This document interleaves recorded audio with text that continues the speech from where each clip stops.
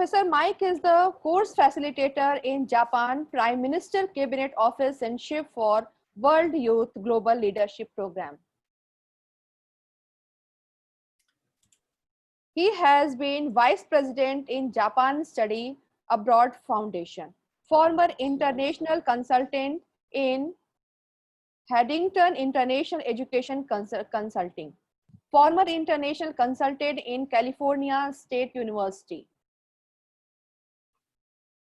former faculty director of the International Center and associate professor, Hospitality Business, Osaka Gankun University, Japan. Over to Mike, sir.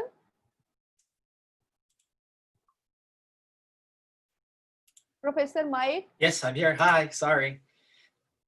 Can I share the screen here? Yes, sir. It is visible. Okay.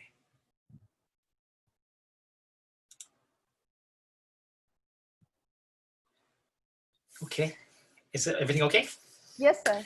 Everything is okay. I just want to say namaste to everyone. Thank you for inviting me, Dr. Annapurna and colleagues, and Arya, Mahila, PG College. I appreciate the opportunity. I just want to say before we start is that my subject is quite basic, quite easy, and that it's not very scholarly and very deep like so many of the other professors. But I wanted just to share with you what was going on in Japan because I was in the hospitality business faculty. I don't have to say this anymore, but I'm originally from Honolulu, Hawaii. I'm actually a Japanese American, a fourth generation. So my great-grandparents, maybe 120 years ago, immigrated from Japan to Hawaii. I've been in Japan over altogether about 25 years. And I've taught, as Dr. Annapurna said, at Osaka Gakuin University, but I also taught at University of Alaska at Fairbanks. And so I have done a lot in the field, actually, besides just teaching. And I have worked in hotels or tourist businesses in Hawaii, Alaska, Indonesia. I was an associate professor at the Faculty of Hospitality, but I also did a lot. Most of my work was the director of the International Center. So actually my area is international education, but today I'm going to talk about a little bit about tourism. And as Dr. Annapurna also said, I was the advisor facilitator at the Cabinet Office, the Japanese Prime Minister's Cabinet Office. And that's actually where I met Dr. Pawan Singh. And Dr. Pawan, I think he's listening today, is the one who suggested that I do this talk. So Dr. Pawan, thank you. And I have authored a couple of books. In fact, one just got done this week. It was Alaska Dream, not actually about tourism, but for Japanese, I'm just going to give you the Japanese tourist update. Now, we can apply a lot of these across to many countries. Of course, there's still a lot of differences, but I think that there are enough similarities. So I'm going to talk today about how COVID-19 affected tourism in Japan. And I hope that some insight, maybe some perspective that you may hear would make it easier to understand, well, not easier, but would be able to see what India is doing or any of the other countries, Slovenia, everywhere, and what might be the future steps forward. Just to give you a short history, Japan in the year 2000 only had 5 million foreign tourists. And that was because they had a very strict immigration or visa rule that you had to apply. It would take a long time. They never really wanted to open up, but finally they did. And by the year 2013, you have 10 million foreign tourists coming into Japan. Japan was ecstatic at that time. By 2019, last year, they hit 31.9 million tourists. So pre-corona, 2020, their estimates for this year, 2020, was 40 million tourists. And the main reason was of the Tokyo Olympics. That was their big hope, Tokyo 2020.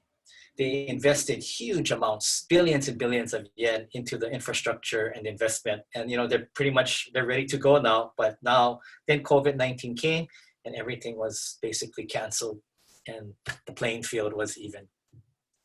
So of course, this was unprecedented for every country, India, Slovenia, anywhere. But and no one in Japan, especially, knew what to do.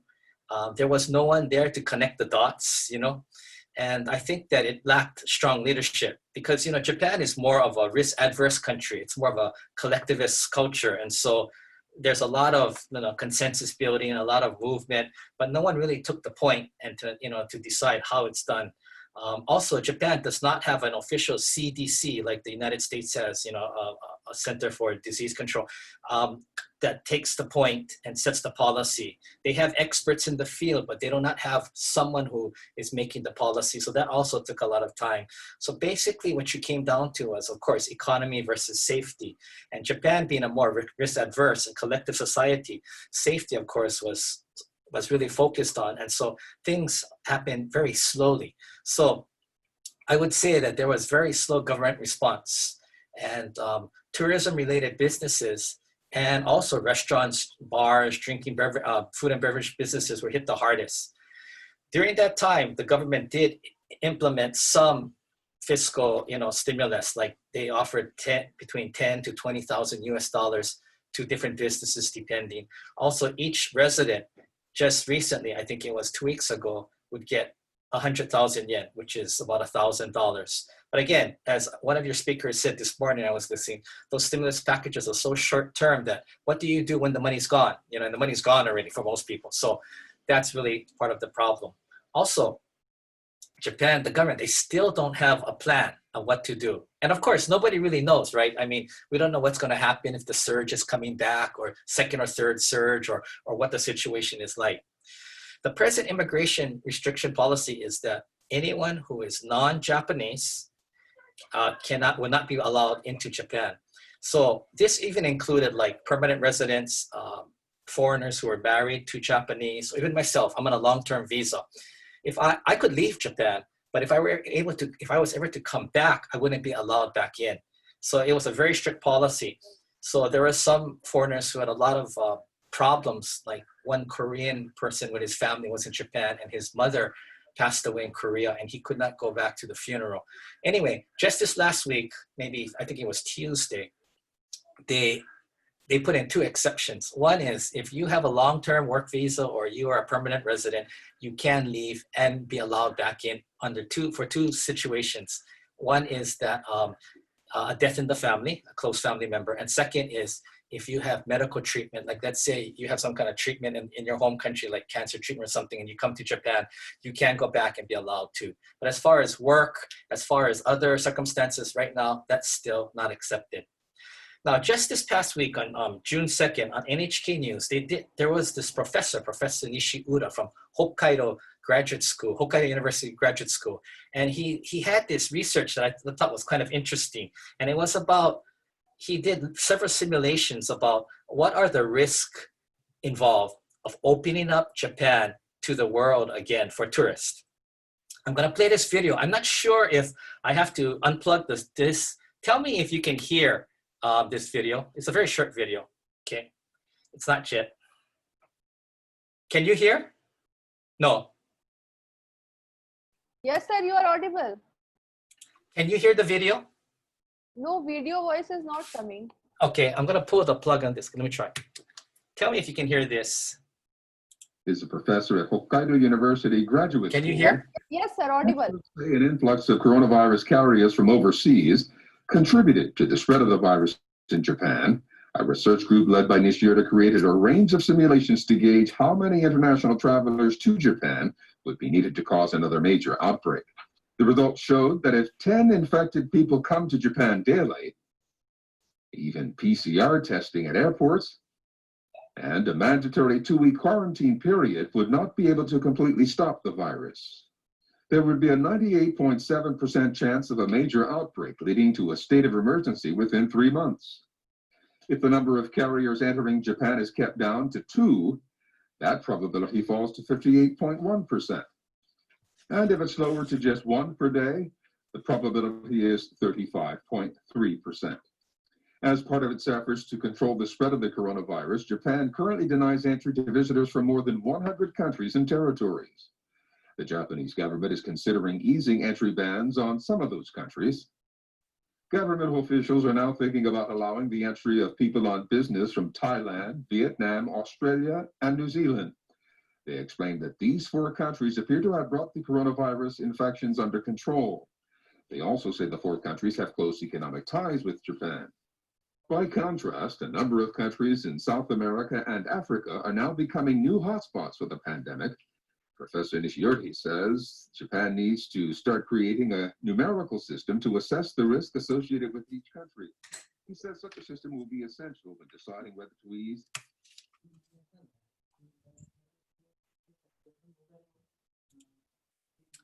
Okay. Can you hear me again? Hello? Okay. Yes, sir. You are Sorry audible. about that. No, I just wanted to. So it was just a short video, but basically what he was saying is that can you prevent people, tourists, from coming in? And if you have 10 a day coming in, then in 3 months, there's a 98% chance that you will return back to a state of emergency and shut down everything again. So I guess the question is, so is it possible to identify and prevent visitors who have COVID-19 from entering into Japan? And my conclusion is it's very highly unlikely because of the asymptomatic nature of the virus, that some people have it and don't show. Others don't show symptoms. And even sometimes the test results are not accurate. So I don't have the answer, but what I'm saying is that it doesn't look so promising as far as if Professor Nishiura's research is correct. So the question still remains of when can Japan open up to welcome tourists? Same as in India or wherever you are, that, where can you open up, your borders to tourists? And at this point, I think anywhere, no one knows really exactly. Now, what is happening also in Japan is that some options while COVID-19 continues and they won't let any foreign tourists in is they're going to do things like target domestic tourists. They're going to do virtual travel tours, and they're going to do something called what is a travel bubble. For domestic tourists, due to the restrictions, hotels and businesses and transportation companies are targeting domestic Japanese. There's 27 million people who live in Japan, so that is a large market. However, what you also see is because the economy is not doing well, some people are losing their jobs, hours are being cut, people don't feel like it's time to travel, as well as every day on the news, you're watching, the up and down of the numbers. Tokyo yesterday, I think it was 24. It's gone down, but it's still bouncing up and down. It's kind of a scary kind of environment to say, I'm going to go out for a vacation or I'm going to travel. So people are still not traveling. So that also means that the domestic tourist market is not really moving. So the government is instituting what is called Go to Travel Initiative. And what that is they are offering residents who live in Japan 20,000 yen, about $200 that will go to their travel anywhere within Japan. And that's for Japanese residents, not foreign residents, but Japanese residents. So they're trying to, and I just saw it on the news, I think 2 days ago, where there was some opposition, but they're formalizing that. And that probably will go in the next couple of weeks so people they're doing that to encourage people to travel within Japan, to try and keep the tourist businesses and industry alive. Virtual travel tours, HIS Travel Tour Company, they started these virtual tours. And virtual tours, well, they had to sign up, 4,000 people sign up. But virtual tours are, you can go to different countries, and see different things through the internet, through online, through videos and webinars, which they have set up. All of these, most of these are free. Some of them maybe cost 1,000 yen, $10. And the hope is to get people interested in traveling. So once the pandemic is over, then they will they would want to go and travel to those places and hopefully use the HIS tour company. But again, there's no ROI, no return on investment for HIS now, but that's their investment. They're just trying to think ahead. People are trying to think ahead of what they can do. The other one, and I'm sure many of you have heard of this, is the travel bubble. I don't know if they're doing this in India or not, but especially in Europe. The travel bubble is countries are setting up agreements to accept visitors from designated countries that they have an agreement with. So a lot of times it will be a country that has similar COVID-19 safety protocols or procedures, and also who have low coronavirus cases. In Europe, they're setting this up. For Japan, as the video had said, they're looking at Thailand, Vietnam, Australia, and New Zealand, because those countries have pretty much the same level. And in fact, like New Zealand has seemed to have been under 0 cases. So those are the 4. I also threw another country. I'm from Hawaii. Hawaii also is one that really wants to set up a travel bubble with Japan, not as a nation, America to Japan, but as a state. And the reason is because Hawaii is very dependent on the Japanese market. I think 16%, 16% come from Hawaii, and then there's a large number of repeaters. 60% are repeaters, repeat customers. And the Hawaii people also have a strong affinity towards Japan. So, and Hawaii has a very low number of cases. So Hawaii is trying to do that. I don't know if they can get around being the state to country, or the United States has to be in that. I'm not sure, but that's been worked on. And the third is the special exception. And this is for experts and business people. And this is China, South Korea, and Australia. USA is also included on that list, but I think that that's incorrect. They shouldn't do that because USA has not been able to control their, in fact, if anything, it's still going up. I think that's more of a political thing with Mr. Abe, and I don't know, maybe he likes Mr. Trump, I'm not sure what, but it's kind of like a goodwill gesture thing that he's doing. My observations, same as any place else, no one knows when Japan can open up to tourism again.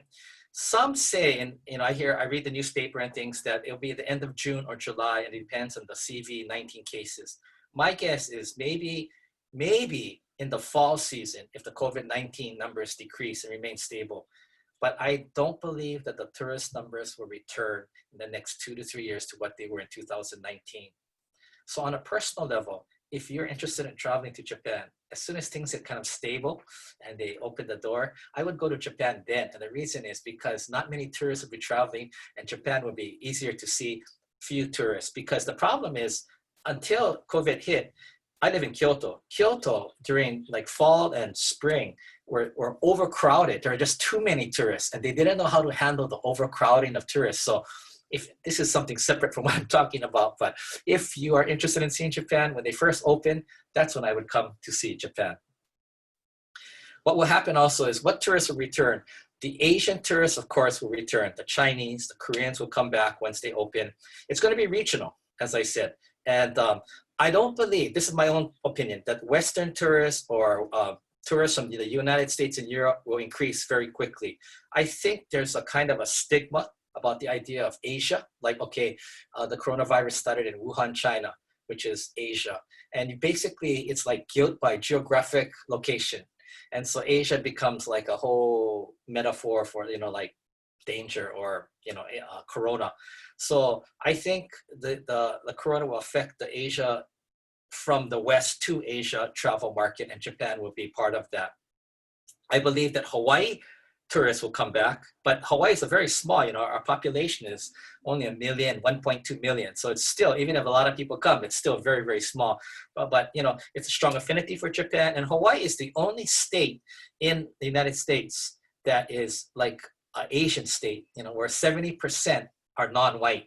And most of that's different Asia, or the intermarried and things. So Hawaii is a state that really likes Asia, and not many have come to India yet, I'm sure, but eventually they're moving toward, they go to Japan, Korea, and China right now.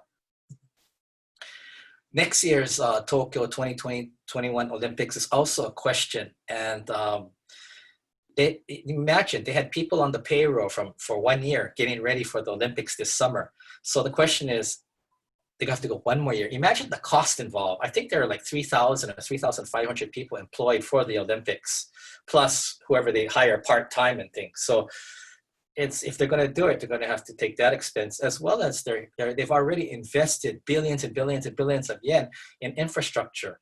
And right now, those facilities, the dormitories, the stadiums, the fields are sitting empty, and there's no return on their investment.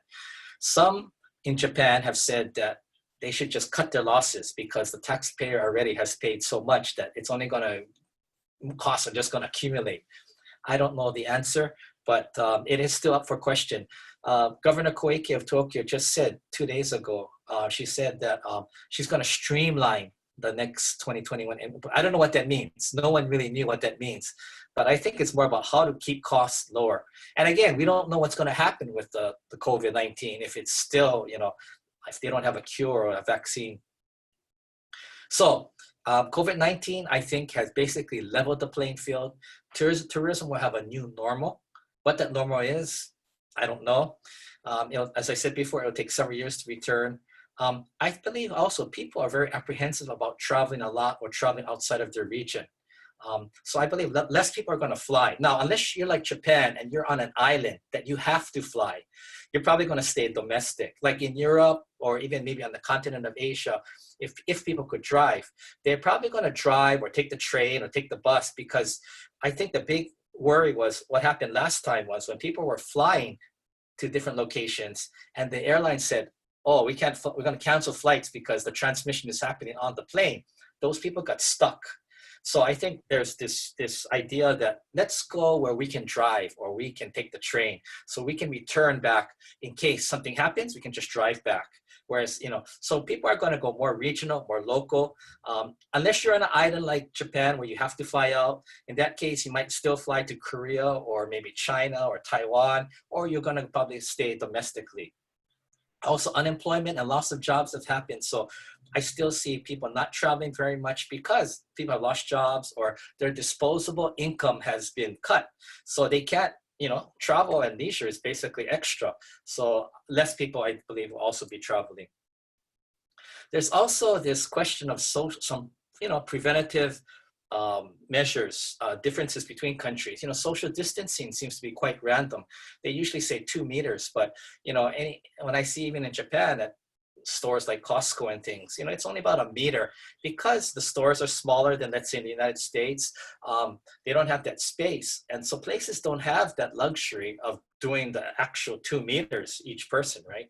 So it's very random. So it could be from 1 to 3 meters. Some countries don't require masks. Not all take body temperatures. Some countries don't have running water or to wash hands. So I think all of this too will have an influence on where people travel. They probably want to travel, especially those from the Western countries, to places that have a high system of hygiene and social distancing. Challenges to the tourism. So I guess the question, and everybody's asking the same question, is can a cure or vaccine be found quickly? President Trump says it was going to be by the end of this year. Highly unlikely. People are saying, this will be the fastest ever, but nobody still knows. They had predicted originally 12 to 18 months minimum. So we will see. So if the question is yes, if the cure or vaccine will be found quickly, then you can disregard all the rest of these questions on this page. But if the answer is no, then the question comes to how can we contain or control or manage the spread of the virus? And how can we still offer visitors a satisfactory experience with social distancing, masks, and washing hands? Because even now, Japan is starting to get warm, hot almost, maybe, but in India, maybe not so hot for you. But if for Japan, today it was 32, yesterday was 33. And they already show on the news people who are wearing masks, they're starting to get faint, and they're starting to worry about heat stroke or heat exposure or heat exhaustion from these masks. And it's only the start. This is only June. So when it becomes mid-August, when it's super hot and humid, that would mean that if I'm a traveler, I wouldn't want to come to Japan first in the summer anyway. But now, if I had to wear a mask all the time, I definitely wouldn't come, which would mean that then you knock out summer months or hot months for people to travel to. So again, that takes away from people coming. And can you have the social distancing in the restaurants? And can you make sure everyone's washing their hands, and they still have a satisfactory or a good tourist experience? That's still questionable, I think. And if not, maybe you just take a risk and open everything up. They call it, I think, herd immunity. But like where people catch the virus and they build the immunity. I think I read somewhere that 60% of people have to catch the COVID virus and survive, because along that path, several thousands or more will have to die because of this, this process. I think in a lot of ways, some states in the United States are doing that. For example, they just opened up Las Vegas, and if you look at the videos on television, nobody is doing any kind of social distance. I mean, some people are, but a lot of people are not. And so what you're going to see is eventually is another surge that will come. But, everybody's just, it's very random, in the United States, the state depends on the state, you got the president saying something, there's a lot of stuff going on. So, and the other thing is that maybe you just focus your tourist market on just a smaller number of tourists, maybe very rich elite tourists or just a very small group. But that would mean that you won't need a lot of your workers, and then they would have to move on to other careers. These are some of the tourism trends outside of Japan that are just happening. And I'm just going to list them, like, for example, on the top, you see Caribbean, Mexico, Thailand, Bali, Cyprus. They're moving to open. Some are hoping to move in June or July. Others are in the fall. There are some destinations taking extreme safety and hygiene procedures. That's really smart. That's what they have to do, right? Regional travel, as I said before, people are going to travel within their region. A lot of people are going to avoid flying. They want to go where they can go on the train or on the car, where they can get home. For Europe, I think it was June that several places are trying to open. July 1st, I saw a date for Mexico. The Maldives are going to open, but they have something called Safe Tourism License, which the government sanctions certain businesses who are doing the right protocol and hygiene procedures. Cyprus is interesting. It's an island, right? But they are going to guarantee that if you come to Cyprus and you get COVID-19, that all your medical, your room and board, your meals, your medical needs will be paid for by the government, and that all you have to pay for is your flight in and out. So that's an interesting marketing angle. And of course, regions now are forming bubbles. So Europe is doing that right now. Hawaii is trying to do it with Japan. Japan is thinking of doing it with those four, New Zealand, Thailand, Vietnam, and Australia. US is reopening, like Las Vegas. I think they just opened Universal Studios also. You could see the difference. The Universal Studios was very strict. They had a system down. They were worried about safety. Las Vegas was kind of uncontrollable. So it'd be interesting to watch, see what happens. And then with Hawaii too, Hawaii has no set date. The governor he's very conservative, and he's worried that it's going to come in. The problem is Hawaii is almost 90% dependent on tourism. So right now, everybody's on hold, and pretty soon there's going to be an uproar. But the governor actually said something interesting. He said he would prefer to let tourists from Japan and Korea in more than from the mainland United States, because of the systems are different, the number of deaths, the number of contracted. So it's very interesting. So my conclusion here is that it's not a happy note, but tourism is in dire straits. And until a vaccine or cure is found, tourism really is at the mercy of COVID-19. Because even after you reopen, if the surge comes back, you go right back to zero. So the future is not very promising. I'm sorry to say that. And I really think outside of the box thinking is really, really important. You got to come up with a different way.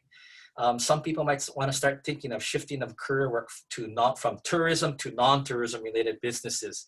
I think the best I could say is that we want to be cautiously optimistic. But I do believe, and Dr. Pawan knows that I'm actually quite a positive person, but I do want to believe that there's always, and I do believe that there's always opportunity within the crisis and the challenges. So I'm hoping people will look for the silver lining, the niches, and take action and do something in that way to make, to be successful, but the opportunity may not necessarily be in pre-COVID tourism jobs. It probably will be in other areas, like I write down here. I think a lot of people are going to migrate to IT and technology related jobs. And if you look, let's say in the United States, the companies and businesses that were very, very successful are down here, like Amazon, delivery services, IT, Netflix, gardening, home improvement, cooking and baking. So there are these little niches, and the real creative, or the entrepreneur, or has to look at the silver lining, because you can't fight an invisible virus and try to go against it. You have to figure out how to work around it, I believe. So I really do believe that COVID has exposed a lot, has accelerated a lot of things, has also exposed us in different ways. But the truly creative and the truly disciplined will be able to find the opportunity and the way to look at those niches that are open for opportunity and follow those. And I think I hope will be very, very successful. Anyway, thank you for listening. I appreciate, again, being invited. And I'm sorry this topic was very basic and very simple, but at least I hope that's what helped. And so when you when maybe you can expand it to, or think about how in India or Slovenia or wherever you are, how your tourism system is going to work while COVID and after COVID. But it's a really, really tough subject. And I feel terrible for the people in tourism because they really don't have much choice right now. Even those three things, the options they're doing are so small. Like for example, some of the restaurants here in Japan, or the night bars, or the yakitori bars, food places, or any of those drinking places, we call them izakayas. Those are big time. Japanese like to get together, drink at night, after work, friends or whatever. Those all have kind of a curfew now. A lot of those also are going into like lunch. They're doing like takeout. But again, doing takeout lunch compared to selling alcohol at night, and people drink a lot more, buy a lot more when you're drinking. It's like nothing. They can barely survive. So they're trying, but it's really, I feel bad that there's not much hope. So I see a lot of restaurants and bars and tourist operations going out of business. Some already have. A bus company just closed its doors. So you're starting to see what's going to happen, and it's going to be very interesting to see who's left standing. And there is no answer here, but I just wanted to throw it out, what's going on in Japan and some in the world, and maybe what's going on in India would also be interesting to find out how the tourists, what's happening with the tourists in India. Anyway, thank you very much. Again, I appreciate Dr. Aparnada. Thank you for inviting me. And Dr. Pawan, thank you for referring me. And mata yoroshiku onegaishimasu. Namaste. Back to you. Thank you so much, sir. The session was really enlightening and full of information. And you have rightly pointed out that when this sector is going to recover, no one can predict this. Thank you once again, sir. Thank you.